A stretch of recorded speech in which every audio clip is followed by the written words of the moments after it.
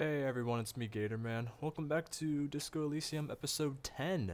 Yes, we made it to double digits, so let's give ourselves a pat on the back there. I'm in the pause menu here and I realized that over here is just a bunch of tips on things that I believe I was confused about earlier. So, yeah, probably, and also some tips down here. Yeah, so probably could have been useful to pause earlier, but whatever. Last time we found case files in this dumpster here after a wonderful episode of dumpster diving. And we also got a skill point. I don't really know what to put it into yet, honestly.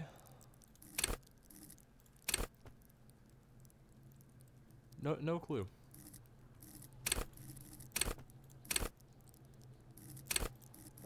So yeah, I gotta figure that out.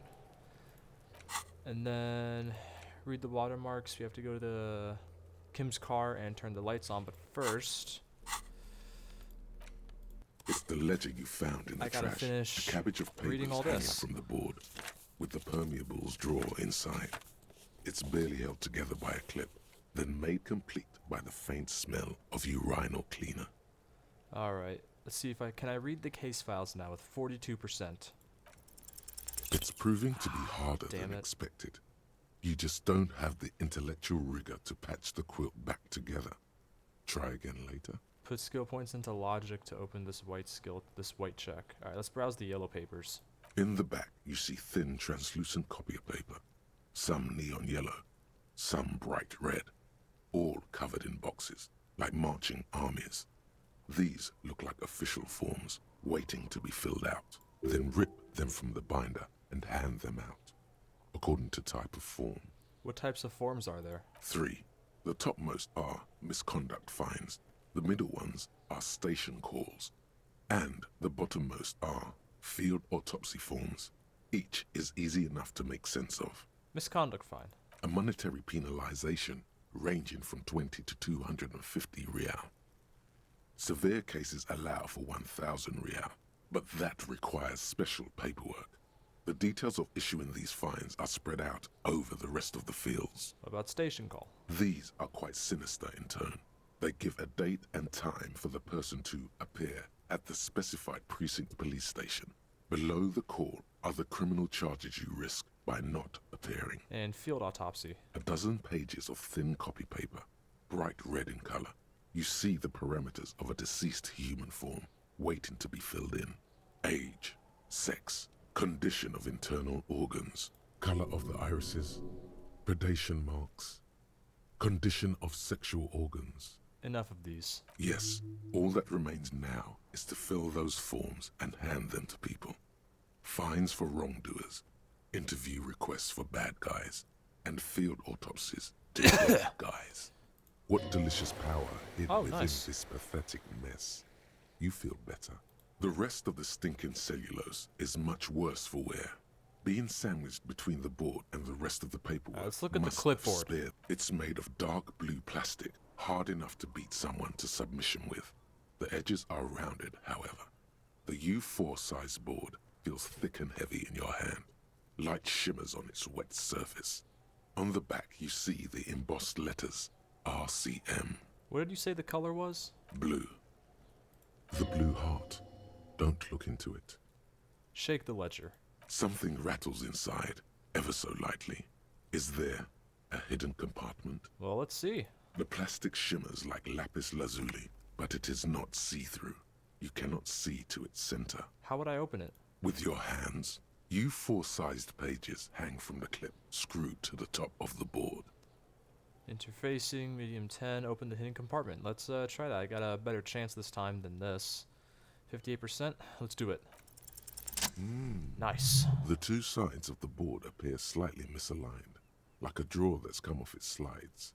If you bend the plastic on your knee, slowly, the slides snap back into place. It should be possible to just, Slide the drawer open. without resistance or sound, the two panels move against each other.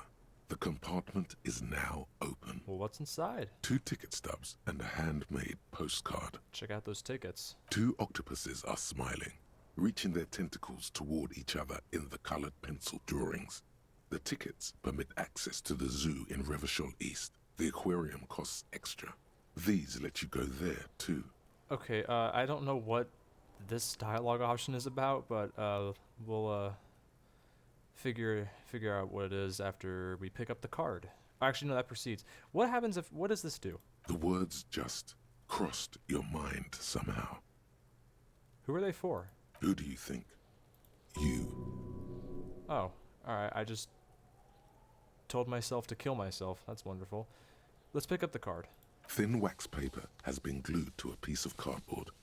Sounds like leaves rustling when you pick it up.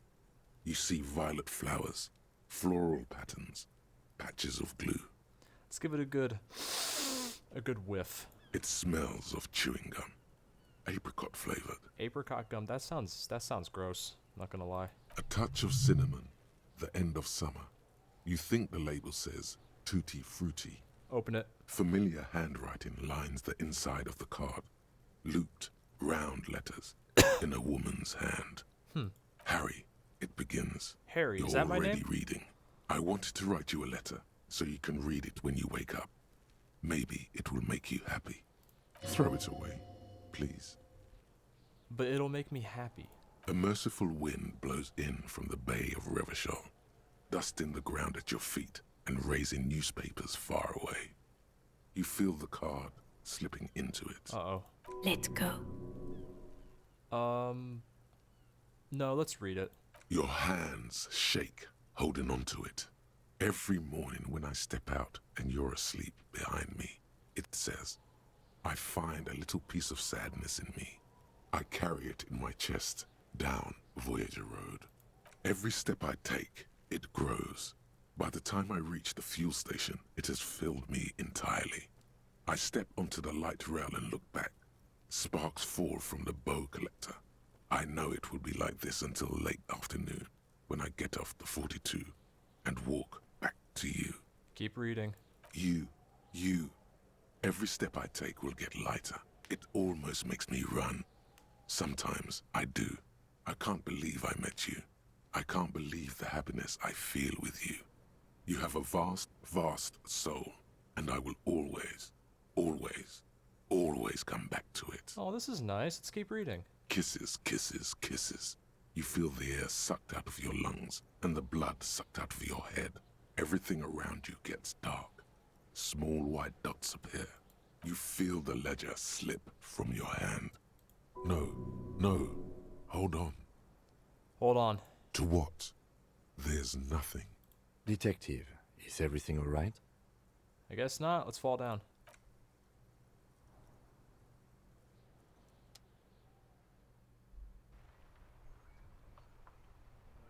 Wait, what?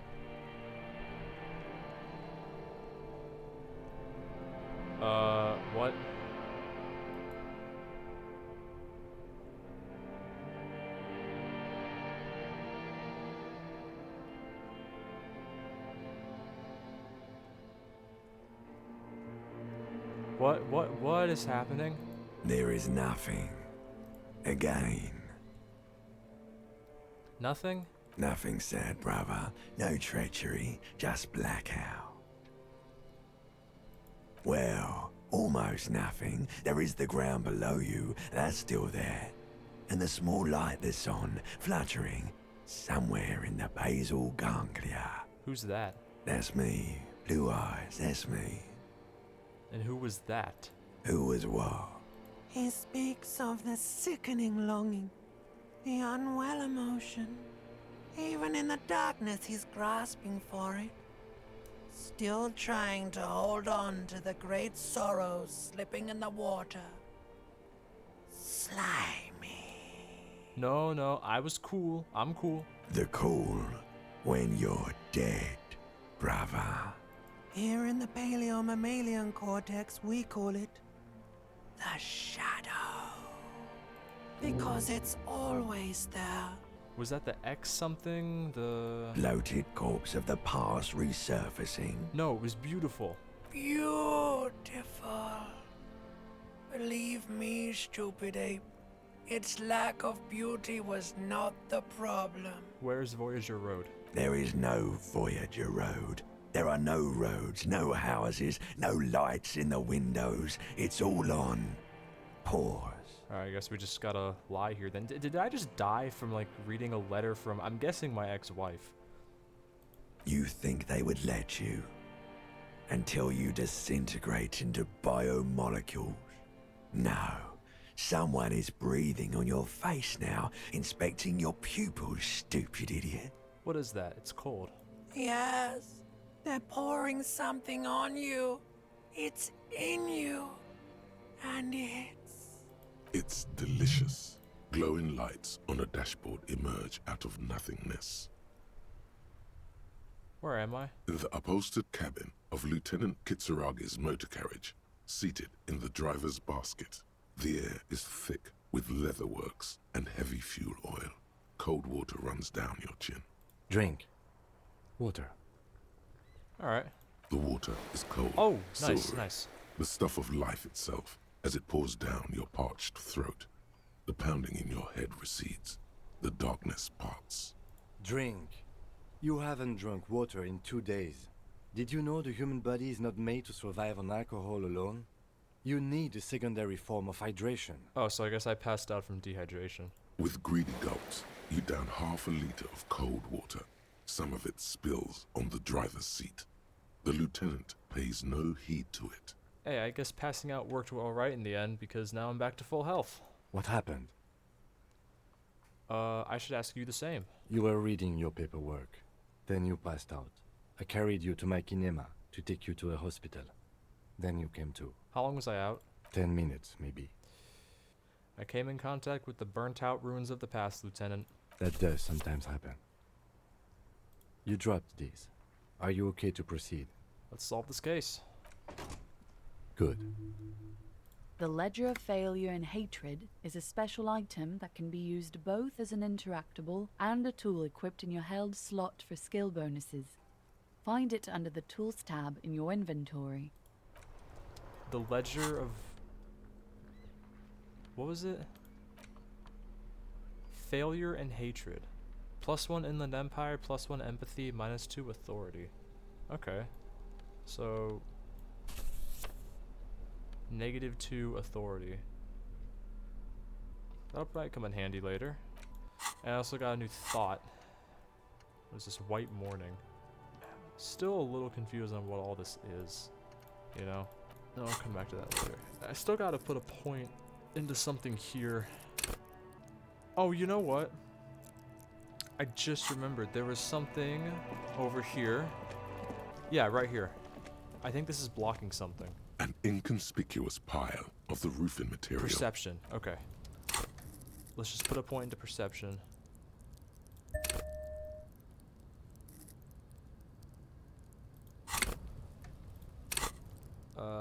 Yeah, okay. Because now I An can... inconspicuous pile do of this. the roofing material. Eternite. Alright, why am I looking at this pile of the roofing material? Come on. Because it's nice and orderly. Damn it. It reveals no secrets at this time. I have to put another point into it. God damn it. Map.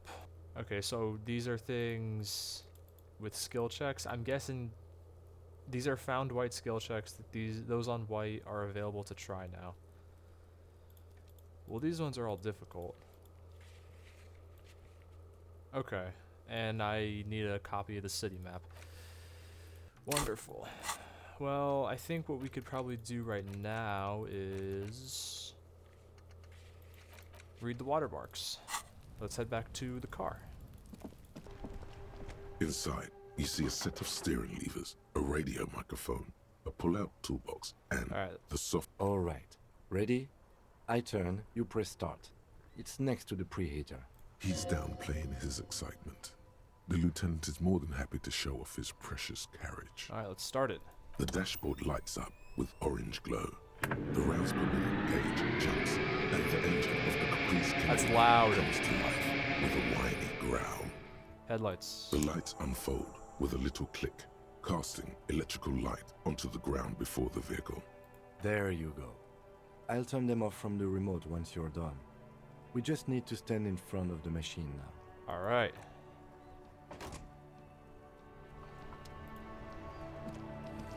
We are within the light. As you hold your ledger's clip under the headlamp, an iridescent hologram appears. A street grid and the veins of a great river. A familiar sensation washes over you. There she is. Revachol West. Around the borders of the watermark are dozens, no, hundreds of micro-perforations. Let's look at the shimmering street grid. The rectangular watermark is overlaid with the logo of the RCM, and yet the major arteries of Revachol are all recognizable. They shimmer in the Kanema's headlights. Wait, look around you. A rat brazenly darts past you and disappears amongst the stopped lorries. In the distance, a child somewhere shrieks. A woman reprimands her in a voice no quieter than the child's cry. In the middle of a broken plaza, in a cone of light, barely visible in the daytime, two men, one slim, the other sturdy. They are on the city stage, but only one of them knows his lines. Ah, Martinez. Where are we on this? Let me see. Right here. Seems nice. No, it does not. Look at the perforations. There are many of them, and they are divided into 3 separate rows. Let's tally up those suckers. The first row has 18 dots. Not bad. Not bad for what? You don't even know what it means yet. What about the next one? The next is the longest. It runs all the way around the border, and then some. Alright, let's count them individually. There are so many, it's hard to count. More than 150, at least. Maybe even 200. What about the last row? The last row has 3 perforations. 3, that's it? That's it. Hey Kim, what do all these holes mean? Those are perforations. They represent your record as an officer of the RCM. They are your statistics, as it were. I should have guessed you'd keep a record. Officers often do. Let's take a look. Son, here is where we score your life performance. You better hope it's good. The first row represents your years of service. 18 years.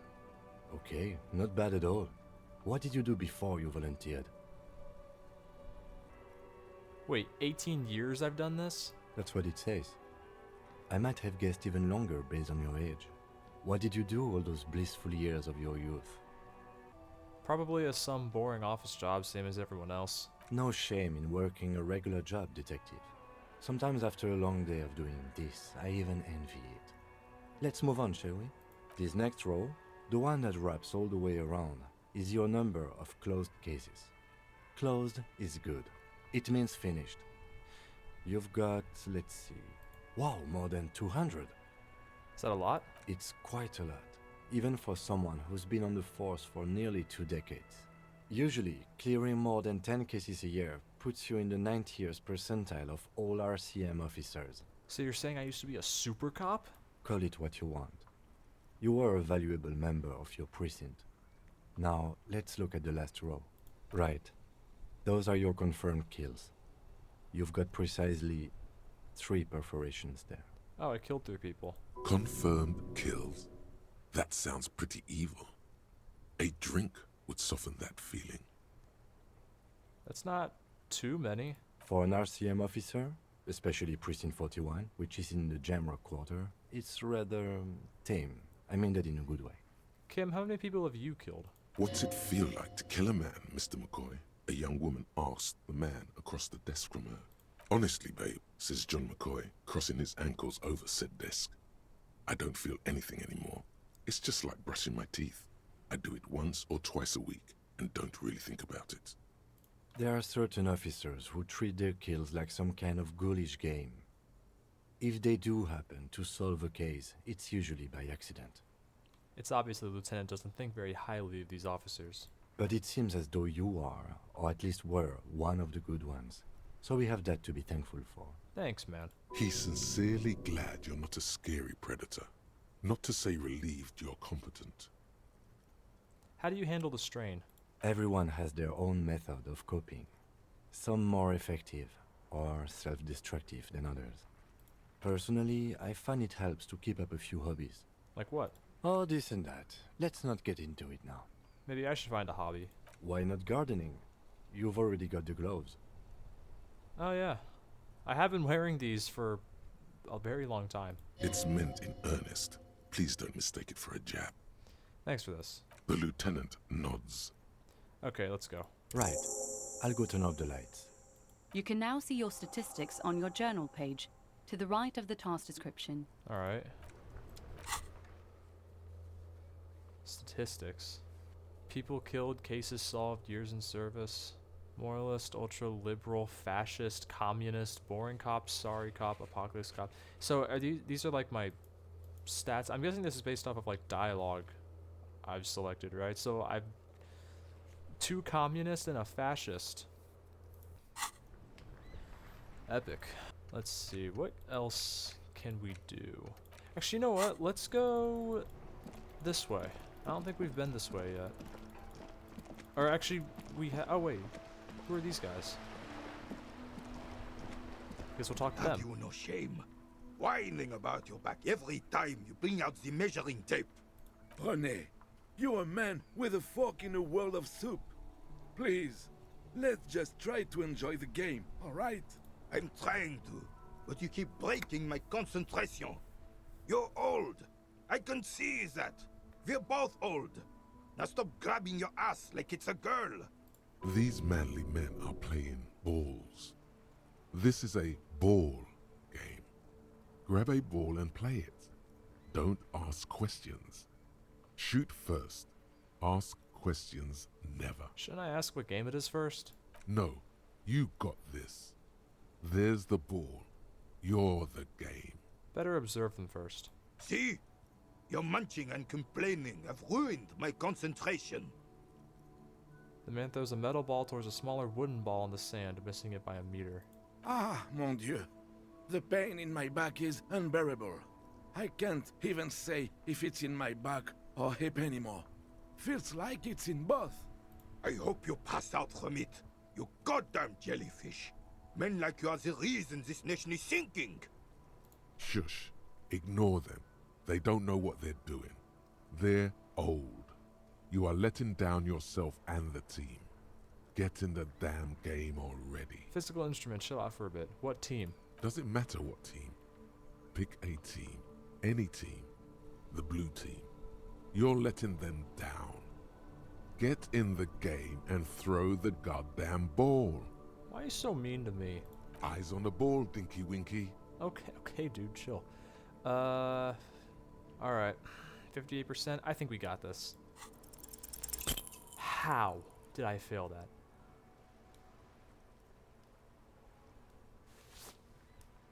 How did I fail that? Did I hurt myself? This felt Okay. wrong. Wrong like touching your sister's breast. You threw your sister's breast. Shut up. Mon Dieu. Good job, officer. That was an excellent throw. No, it wasn't. There are no 2 more harmful words an athlete can hear than good job. And this was downright embarrassing. Why did it feel so wrong? Your muscle memory knew what to do and went for it. But there were gaps. Yeah, gaps you tried to fill with thinking. We don't think in sports. We do. It felt like you were Oh, going come for a on. thrust or a lunge. There was definitely gonna be jumping. Maybe you scored a point, but this is a fiasco. I thought something way more spectacular would happen. What are you talking about? You just executed a pretty much perfect pétanque throw. What was that? With a pinch of fear. How are you ever going to get the officer's shit off your nose, Gaston? Or even climb out of his ass? That's just how Johnny Ballgame is. Extraordinary. Right. Was the demonstration it? Or do you still need something from us, officer? Yes, officer. What do we need from this gentleman? Oh yeah, we should probably ask him about the body. Do you know anything about the man hanged in the backyard of Whirling in Rags? Unfortunately, I don't. Unlike most of the locals, I have no qualms about assisting law enforcement. But this affair has passed me by completely. And most of the locals? In Martinez, the union is the law. So can you really blame them? But you don't have a problem with cops. Cop is a pejorative term. I don't have a problem with policemen. On the contrary, I admire the effort to bring order to our streets. So again, you don't know anything. If I knew, I would not be afraid to tell you. I simply don't. I'm an old man, not a coward. The daily business of the riffraff no longer concerns me. This is a man with a lot of past, but little present, and almost no future. You seem to be playing in a crater. Yes. The terrain here provides an interesting variety to a familiar game. Do you know what created it? I do. Fire from heavy artillery. Okay, it's a crater left by artillery fire, but why? Why what? Why was heavy artillery used? Because that's what happens when communards hijack your country, execute your supreme leadership, and turn your capital into a slaughterhouse. You use heavy ordnance to clean up your home. Wait, who are the communards again? Commies, communists, socialists, anarchists, call them what you like. They just chose a name to feel special. Senseless sentimentality. Do you use artillery fire against them? Sadly, no. It was the foreigners who brought them to their knees. We fought valiantly. Too valiantly. So valiantly we got licked. Should have fought dirty, like they did with their suicide sex cult propaganda and mad anarchist women strapped to shrapnel bombs. We didn't so, and we lacked caliber. God bless him, but the suzerain's cannons simply weren't big enough. Why shell them here in Martinez? Because this place is a damn beachhead. Had to soften the commies up first. The beachhead? Yes. The military coordinated amphibious landing to take back Revachol. He finds your lack of historic knowledge troubling, a sign of mental deterioration in the preceding generations. Martinez was used as one of the 3 footholds in Revachol during Operation Deathblow in '08. The other 2 are off in Stella Maris and the Delta. Deathblow sounds grim. This here is Blood Ground, where coalition boots first made landfall and cleaned those rabid dogs out. Most likely, we're playing pétanque on their mangled corpses. Blood ground. You got old René going there. Like he isn't hungry enough already. Hold on, the coalition? Don't get me wrong, officer. I hate those foreign dogs, but the enemy of my enemy and all that. They're the lesser evil. Is that why everything is so bombed out? Damn right, son. They laid the fire of hell on the city before they stormed it. And it worked, too. He approves of this radical approach, knows it was necessary. The rest of the city got cleaned up, but Martinez they keep as a monument. And now the Union Socialists are practically running the place. Well, it's your own damn fault. You, we, the coalition, Revachol, whoever you want to blame, never finished the job. Officially, the party never surrendered. Of course they still all influence. You don't even begin to truly understand the players at the table, let alone the specific circumstances surrounding the... What do you think? Alright, let's see here. Foreign powers cleaned up our mess, and now they rule us. I gotta shake my head to show them that I disagree. I'm sorry it had to be them. After 8 years of fighting those hyenas, boiling cats for food and drinking piss in the mountains, I would have preferred if the Right Honorable King Guillaume returned to Revachol, or even if that damn clan Frisel had risen from the grave and led us. Sadly, that was not the case. This royal failure weighs heavily on him. Instead, all that is just, holy, and beautiful in the world was wiped away, and now it's neon signs with toothpaste ads everywhere. Foreign influence peddling garbage and stupid music on the radio. This is just what the commies wanted. This was their plan all along.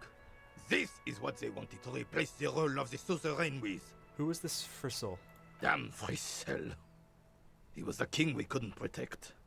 The Carabineers failed him, and the crown. He died in the hands of the Hyperlay, in a very public execution. You mentioned Guillaume? A true king in both blood and mind, led Revachol before Frisel. He would have been Frisel, better, okay. but the damn commies drove him into exile. What exactly is a suzerain? The suzerain is the king. Has everyone forgotten already? They forgotten already. Soon, they will forget everything. Him too. Then he chooses anger over melancholy. It's no use talking to you. You were still in Daddy's balls when it happened. When we took our last stand against the filth and rode the cavalry straight into gunfire. This rifle without the anti-fire. Oh yeah, way back when we found the in the basement with like the ice cream fridge, like the fridge that was shaped like a bear. In that basement, we found an old rifle. You can maybe show this guy that, and he could tell us about it. It's a Bell McGrave, 4.46 caliber, breech loading, Revachol made. Good weapon, accurate and reliable. This one's inoperable. The bolt spring is missing and the mechanism is jammed shut. Still a beauty. Where did you find her? In the basement there. I'm not surprised. There are probably lots of forgotten wartime weapons lying around here. Back in the day, everyone had something stashed away. As for the rifle, I don't know what else to tell you. These BM-446s are an antique. No one uses them anymore. The ammunition is impossible to find. Saw the statue of Philippe III near the roundabout. Ah, yes. King Philip III on his Philippe, steed. not Philippe. A reminder of what Revachol once was. Oh, absolutely. At the mercy of a cocaine-snorting tyrant who emptied the treasury so he could sleep on a bed of gold. Cocaine? Cocainum? Sounds like our kind of king. And just imagine what kind of cocaine a king would have had. A superpower, feared and respected. A testament to what this country can be under the leadership of a true king. Someone who knows how to rule. How should a true king rule? Decisively, without fear of offending the sensibilities of the frail and weak-minded among his subjects. This is something the insurgents never understood. Seems to me a leader should take care of his people before himself. A nation is only as strong as its leader. That's why it was such madness to try to... Don't get started on that again. What happened, happened. The carabiner doesn't reply, but his entire being communicates unbreakable resolve. No one and nothing can change this man's mind. He is as rigid as they come, still in that antique uniform. It's a symbol for him. What was that about cocaine? Oh, old Philip was a big fan of the purple nose candy the nobility loved so much. A cocaine connoisseur of sorts. His egocentricity is borderline legendary. You can't even take the responsibility for yourself. How could you fathom the responsibility weighing on the shoulders of a ruler? That's why the Philippian kings use cocaine. For clarity of vision. To aid in their work. Regnum cocainum. Revachol's finest years. I'm satisfied with this explanation. Good. Of course. Clarity of vision. Awareness. Philip III was even brought into this world with the help of cocaine. The court made him administer the dose to his mother when she was in labor. And it is well known that with the help of cocaine, only the purest, of course, he was able to connect with higher realms. Okay, now this guy's starting to sound like that he's on cocaine. Higher realms. Of course, it all makes sense. What was that about higher realms? Sounds interesting. It's really not. Please, do spare us the cocaine fairy tales. Yes, indeed. We're not here to investigate the drug trade of centuries past. Alright, let's talk about something else. Right. I'm not even gonna bother with this. What's this? As you turn, a bright light catches your eye, making you squint. Cool. So cool. Where's it coming from? From a distant sunset, a stage light, flash photography, nowhere in particular. It's just what superstar law officers do. They squint at lights, and they solve shit. Yeah, that's me. I've been establishing my superstardom hard lately. Yeah, you have. You're a big dick cop. Dick Mullen. Salam Rocky Bayi. Badass on the edge disco cop. Time to recede into a ludicrous fantasy world. Here we go. Camera. Lights. Action! With a sudden flash, the world freezes around you. and you along with it. In an iconic monochrome solution, a black silhouette against a rasterized orange world. It's on. Oh yeah. What's that thought? No one is saying you're an actual superstar. Okay. You know what, let's internalize that. Actually, is this all it does? Maybe we should stop. Okay, I'm still like, I guess I'm still kind of confused about what these do, because all it is just minus, minus, minus, minus, you know? But I mean, I guess there's nothing wrong with like unlocking more of them. Alright, let's head over here. What is over here? We got something here. This coin-operated viewer is facing southwest. Its coin slot is full of fossilized bubblegum, rendering the machine permanently inaccessible. Poor little viewer, and then we pat it like a dog. The metal feels cold and wet under your palm. It looks unhygienic. It's a victim of vandalism. Shake my head once again. Probably some kids. Look inside. A thick layer of graffito covers the lenses. You spell out the word Onuk written on the other side, with N and C scribbled backwards. Shift my focus to the background. Under the graffito, a sea of blues and greys appear. Behind the water lies a coast studded with concrete and reeds. On it, a church on stilts, lanky weather-worn wooden planks, an X-shaped cross topping its tower. The church looks old and weather-worn. There are no lights in the windows. Around the large wooden building, you see chunks of sea ice gathered on the beach, and a small tent set up on the ice. Alright. There's another thing over here. This coin-operated viewer is facing south. The instruction manual says to insert 25 centimes and pull the handle while looking inside. Then use the focus knob to zoom in if necessary. Nah, money's tight, you know. Had a bag in my hand, I could collect some bottles. Cool, where is a bag?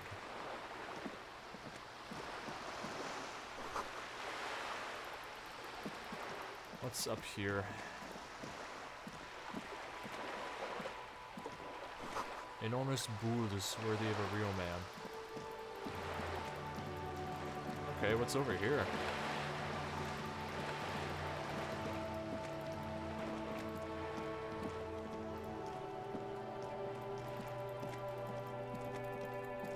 Oh!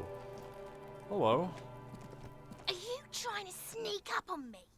Come to slit my throat in my sleep? Pigs come to take me out? Trying to snuff me out?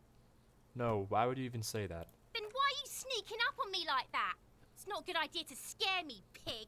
Not a good idea at all. Trying to sneak up on me again? Trying to sneak up? Alright, well, can't really do anything about that. What's this? Oh, money and... oh! Full morale again. Very nice. What is over here? Garden hose. Won't be of any use till the snow melts. There's a lot of snow out here. Orange bum hat. Rhetoric, reaction speed and rhetoric, and then a healing item. Alright, well, I don't have any hats, so I can... do I have red? I don't have any rhetoric at all to begin with, so I guess we probably just throw that on. Cool. Alright. I've got a fancy beanie now. What's down here? Oh, it's locked. That's great. Okay. Is this door locked? There must be another way into the building. Okay, that was louder than I thought it would be. There's someone up there. Okay, it's weird. I can like click on things, but I don't see like any kind of path that leads to them, you know? Like I can click that. Yeah, and that doesn't really do anything. What's over here? Chairs and tables eaten by rain and rot. Balcony with a view to the yard and the hanging.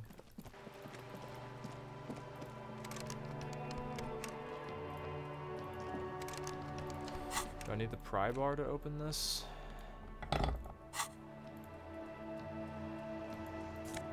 Yeah, there we go. Okay. More clothing. minus Hey, plus one up there, suggestion. Piggo. Oh, plus one suggestion, minus one half light. Huh, what's this? Spirit du corps.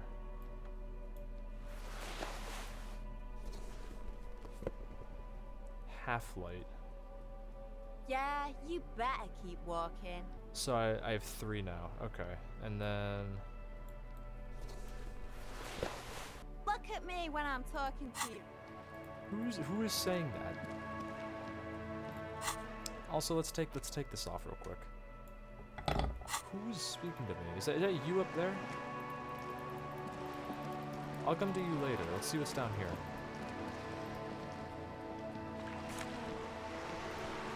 Healing. Nice. Who are you? Oh, what's this? Shadows on the water points. Okay, who are you? A striking woman leans against the cabin top of her sailing boat, smiling as you approach. Her green raincoat glistens with droplets. A silk scarf is tied around her throat. Good evening, officers. I'm Joyce. Joyce L. Messier. I represent the board of Wild Pines, the owners of the harbor. You gentlemen must be from the RCM. Oh, Wild Pines, the dude who was sleeping in the last video. I think he worked for Wild Pines. Shake her hand. I'm glad to see you here. I was dispatched to handle a strike, not a lynching. Anything I can do to assist the RCM in this matter, I will, gladly. That is good to hear, madame. My colleague will take the lead on this interview. I should let you know that he is recovering from an unusual medical episode. Very unusual. But I can assure you of his ultimate competency. There's a trace of irony in his voice. Mischief, even. The lieutenant is hatching some scheme. How interesting. I wish you a swift recovery. In the meanwhile, you have my full cooperation, and the full cooperation of the Wild Pines group. That's good. It's hard to get a read on her precise disposition, but she appears helpful. You're on a boat. Why, yes I am. Not a lot of people on boats, are there? Of course there are. We're on an archipelago. How else are you supposed to get around? Wait, we're on an archipelago? Yes, we are. We are on Le Caillou. Caillou? I thought we were in Revachol. We are. And the city of Revachol is on the island of Le Caillou. Okay, still, I haven't seen anyone else sail a boat around here. I haven't seen anyone else drive a souped-up Capri Kenema motor carriage either. Actually, that motor carriage has been specially issued to serve as a patrol and pursuit vehicle. It's for crossing long distances in the greater Revachol industrial harbor. It's not a toy. Neither is this. A toy, I mean. It's a machine for crossing long distances in the Bay of Revachol, between the city and the islands. She's having a good time arguing against the law. Too good, perhaps. Do you have a license for this boat? Officer, I assure you I'm a highly qualified pleasure craft operator. The crowns of her teeth are porcelain, white as the boat's hull as she smiles. Qualified pleasure craft operator. So charming.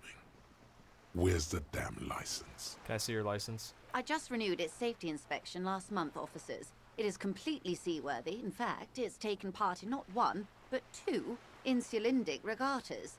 Even finished once. What happened the other time?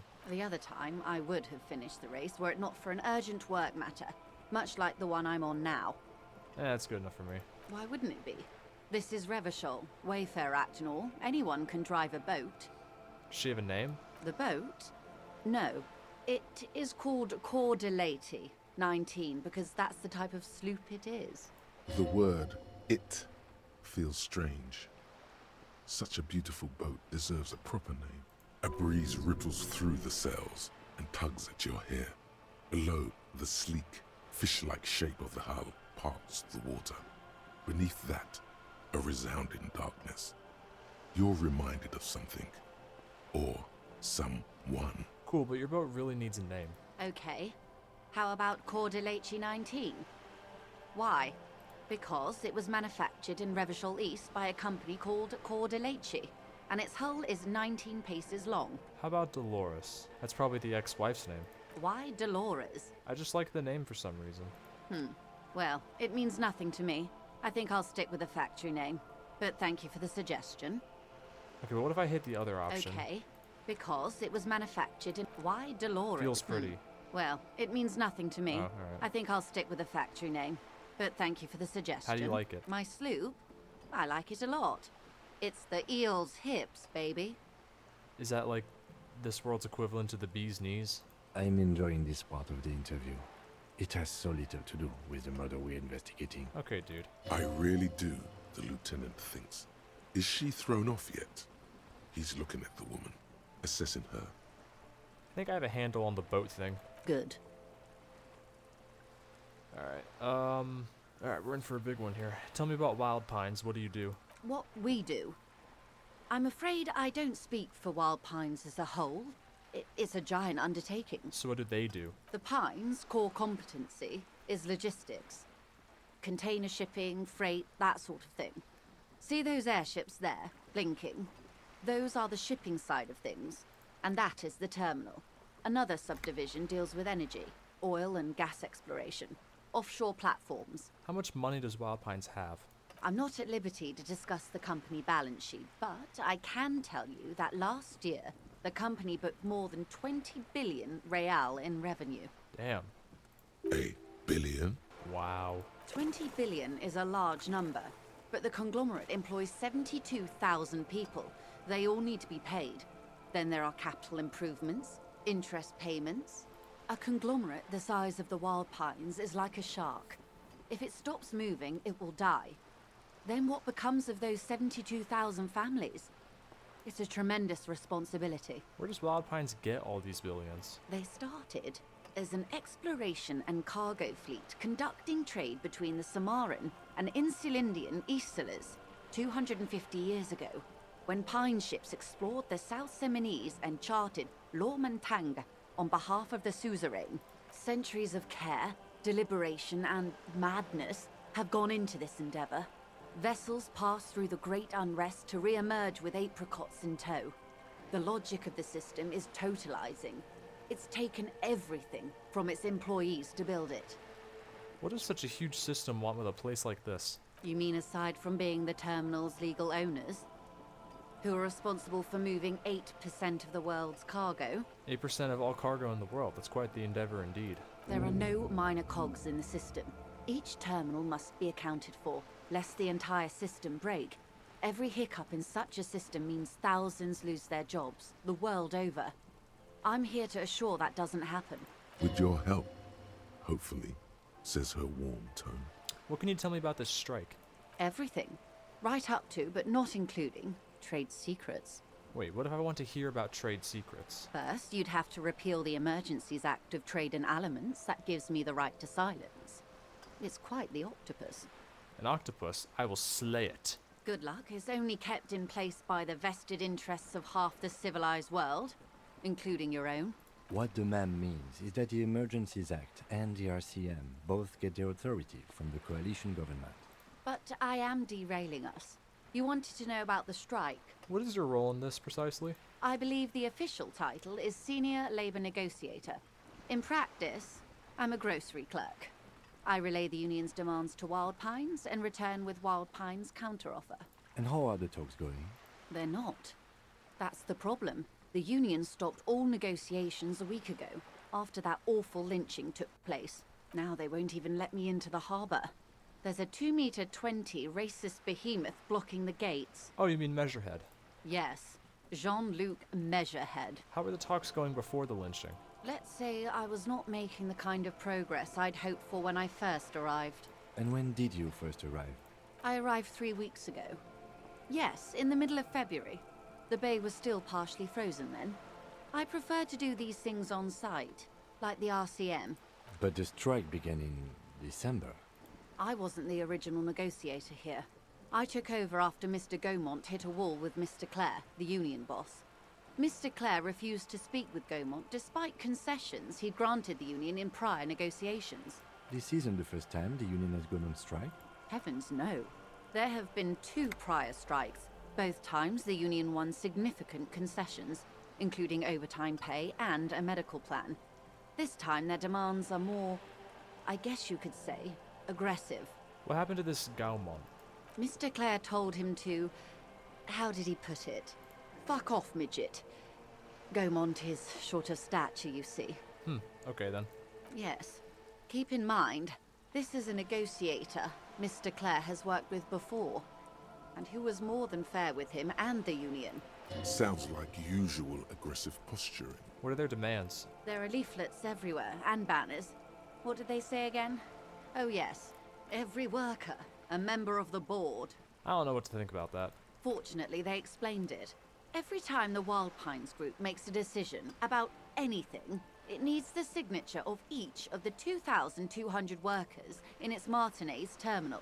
Just so you understand, this is but one of 22 terminals owned by Wild Pines. Essentially, not only are they kings of the company, they are also kings of the 72,000 employees of Wild Pines Group. That's pretty funny, I have to admit. They're having a blast. But how can they afford it? After 4 months, my assumption was they would prefer a more practical solution. What are you going to do? I'm not sure. Naturally, I assume that was just their opening position. A hard-nosed tactic with a side of mockery. But there's been no follow-up, just the same nonsensical slogan repeated over and over again. And now, people are getting lynched, I hear. Behind the whirling in rags. A disastrous situation if there ever was one. Excuse me, from whom did you hear about this lynching? I first heard it from the boyer at the gates. The one whose very name advertises his aversion to work. I think he said it was, "Call me mañana." This checks out. Yep. The scabs at the gate, did you put them there? The scabs? You mean the huddled masses of Jamrog, come to plead for work where the Union refuses to? If they were organized by Wild Pines or its affiliates, then it would be a company secret. I could not share it with you. Not right now, at least. Tell me about this Union boss, Mr. Clare. Everard Clare is a man of the utmost integrity. If you can say one thing about him, it's that he always puts the interests of the workers first. Really? Of course not. Everard is fantastically corrupt.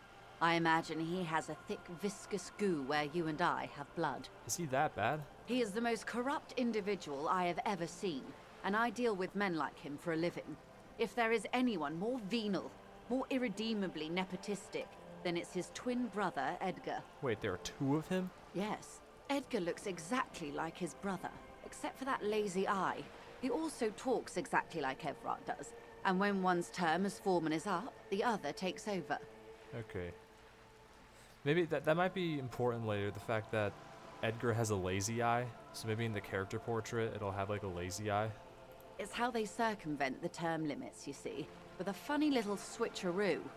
While in office, they've embezzled God knows how much of their workers' dues. What about the Union itself, outside of the Brothers Clare? The Debardeurs Union was once a perfectly normal institution. 20 years ago, anyway. It must not have been easy to establish under the Emergency Act, but they did it. I can respect that. Organized labor at its best, as they say. Then something happened in the local chapter elections. The Brothers Clare came and transformed it into a... how do you say? A mob. The Debardeurs are a crime syndicate. Sad as it may be, I suspect we'll be forced to cooperate with them. Refreshingly honest, officer. The company has tried appeasing in the past, but I'm afraid our concessions have only emboldened Everard and his brother. Which turns to me. And your opinion, detective, if I may ask? I'm a curious and talkative person, you see. Would you say the Debardeurs Union is... I prefer not to have an opinion on these things. Of course, officer. One more thing. You said something happened in the elections? I'm glad you asked. There was a woman, the previous forewoman of the Union. She disappeared. Okay, interesting. Disappeared? Yes. On the last day of the local chapter elections, her daughter phoned in and said she wasn't running anymore. Or coming to work. Ever. End of story. That's eerie. Downright haunting, if you ask me. The Wild Pines suspected foul play, but what could they do? It was a union matter. The point of the presentation is, these kinds of things happen around the Clares. Watch out when you're dealing with him. Thank you for your concern, ma'am. We'll be just fine. That's all I need here. Let's change the topic. Of course. How else can I help? What can you tell me about this lynching? Quite a few things, I'm afraid. The information I'm to share with you includes sensitive trade secrets. For the sake of my employer, I have to ask for your names and badge numbers. Of course, ma'am. We should have introduced ourselves. I am Lieutenant Kitsuragi from Precinct 57. And this is my colleague from Precinct 41. I'm afraid he doesn't have his badge at the moment. I hope mine will suffice. How curious. Why is that, Detective? Awkwardness washes over the conversation. The woman doesn't like this turn of events. Hey, remember when my partner told you I'd recently suffered from an unusual medical episode? My lost badge is related to it. I see. So, are you saying you lost your badge during the course of this episode? It's possible. After a night of heavy drinking, I lost all memory of my life in the world. Oh dear.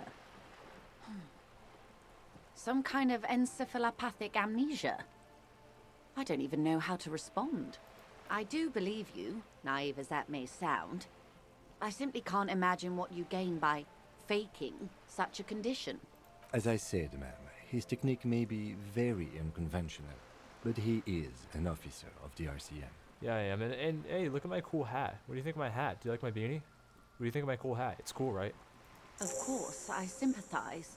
But I'm afraid I simply can't share anything more until I've seen that badge. Are you... Oh my god, are you kidding me? Hang on.